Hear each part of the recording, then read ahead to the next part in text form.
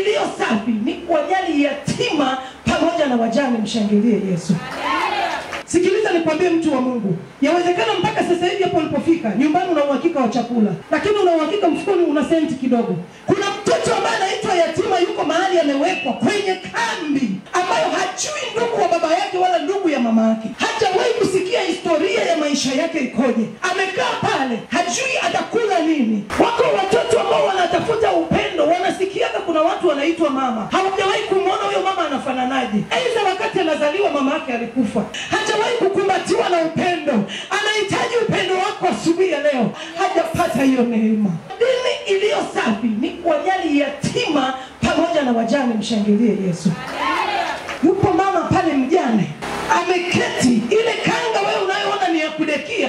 Yule mama anaitamani ile kanga aipate, afunge, ajisitiri mwili wake. Lakini sisi tumepata neema ya Mungu, tuna kanga kwenye kabati, tumezikumbatia. Lakini kuna mtu anahitaji kipande ambacho unataka kudekia. Hujapata neema ya kuwatembelea wajane. Hujapata neema ya kuwatembelea yatima ukaona. Ungelipata neema ukaona, ungenielewa naongea nini sahihi. Haleluya.